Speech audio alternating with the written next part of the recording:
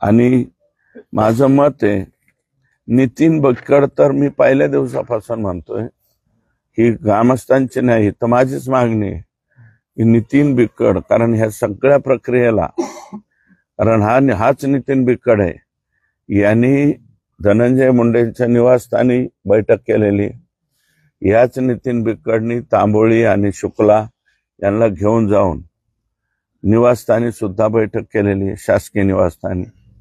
मग हा आरोपी कस काय होत नाही? आणि परत आरोपी ज्यावेळेस इथून गेले, वाशीवरून आरोपी फरार करण्यामध्ये सुद्धा नितीन बिक्कडचा वाटा हा सगळ्यात मोठा आहे.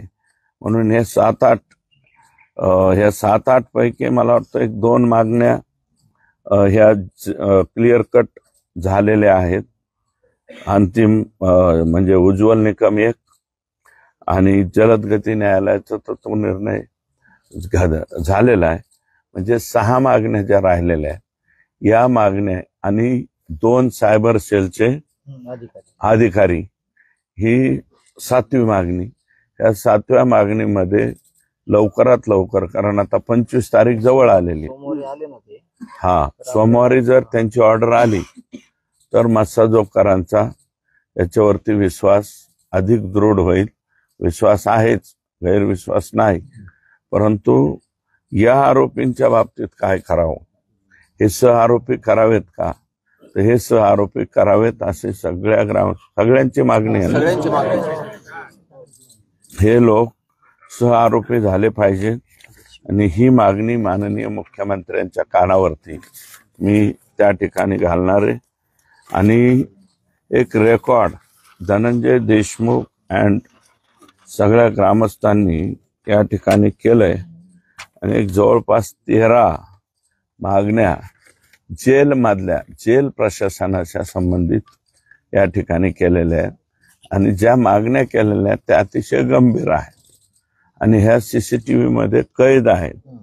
या सगळ्या मागण्या तर जेल प्रशासनाकडून सुद्धा याची स्वतंत्र चौकशी व्हावी आणि जे कोणी मदत करणारे आहेत यांना, आरोपींना, हे सगळेचे सगळे जेल प्रशासनामधले लोक निलंबित झाले पाहिजे किंवा ते इथं राहिले नाही पाहिजे.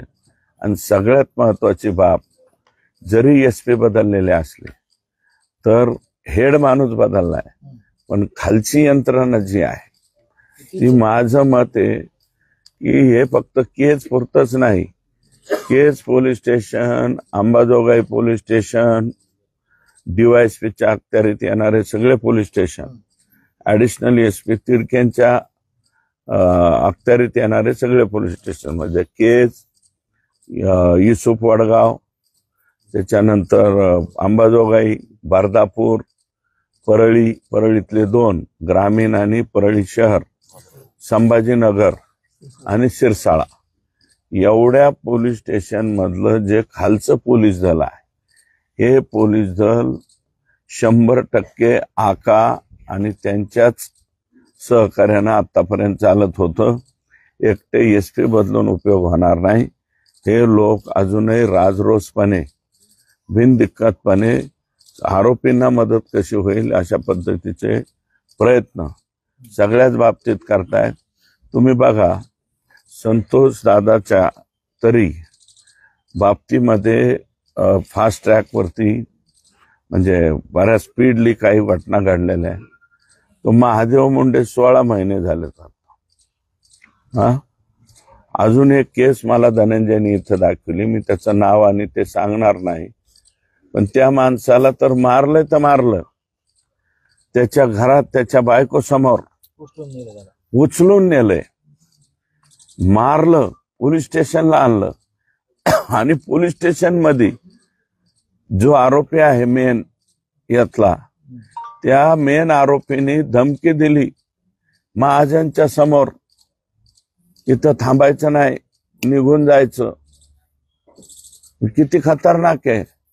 आणि मला वाटतं 4 दिवसापूर्वी आमचं ह्या केसच्या बाबतीत बोलणं झालंय, धनंजयचं माझं आणि खेंडकर, आम्ही 2-3 बसलेलो होतो. तर त्या माणसा, तो व्यक्ती, आता मी पोलीस स्टेशनला पण जाणार आहे, नवीन राजेश पाटील कोण आले? वैभव पाटील. राजेश पाटील तर कल्याणच करणारा होता. हे वैभव पाटील चांगले अधिकारी आहेत, त्यांना जाऊन भेटणार आहे की हा जो माणूस आहे की संतोष अण्णाच्या अगोदरची केस आहे, किती 1 वर्षाची केस आहे, पण ती केस फार भयानक आहे. पोलीस स्टेशनला येऊन पोलीस स्टेशन मध्ये मेन माणूस आलाय आणि त्यांनी त्याला सांगितलं इथं केस दाखल करू नको, उठ इथून. कुणाच्या समोरून? महाजन समोर आहे. तिथं इतका भयानक जर महाजन असेल तर हा महाजन आतापर्यंत राहिलाच कस काय? राहायला नाही पाहिजे. ती सुद्धा 307 आणि त्याही पेक्षा गंभीर प्रकारचा गुन्हा आहे. तो जर गुन्हा दाखल करायला धनंजय म्हणतोय की ते माणूस येईल, जवळच्याच गावचा आहे, तो माणूस पुढे आला तर त्याचाही गुन्हा दाखल झाला पाहिजे. आणि हे 5-6 मागण्या मी अजिबात असं मानणार नाही मासजोगकरांना की तुम्ही उपोषणाला बसू नका, अन्नत्याग करू नका, कारण क्लेशकारक ते उपोषण करतायत. परंतु तत्पूर्वीच याच्या बाबतीमध्ये मी 100% राज्याचे मुख्यमंत्री यांच्याकडे जाऊन कानावर घालून, म्हणजे बहुतेक वेळ प्रसंगी रविवारी मी नागपूरला सुद्धा जाईल, म्हणजे उद्या जर ते नागपूरला असतील तर नागपूरला जाईल आणि सोमवारी जर मुंबईला मिळाली वेळ तर मुंबईला जाऊन या म्हणजे सायबर सेल आणि ह्या 7 मागण्या, 6च्या ऐवजी 7वी मागणी एक वाढली ना, या 7 मागण्यांच्या बाबतीमध्ये मी त्यांच्याशी बोलेल.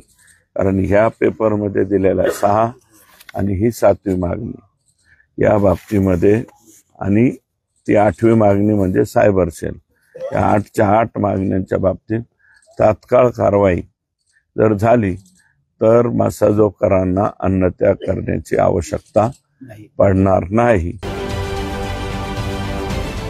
महाराष्ट्रातील सर्व बातम्यांचे विश्वासार्ह व्यासपीठ, सकाळच्या सर्व सोशल मीडिया प्लॅटफॉर्मला लाईक, फॉलो आणि सबस्क्राईब करा. तसंच सर्व नोटिफिकेशनसाठी बेल आयकॉन प्रेस करायला विसरू नका.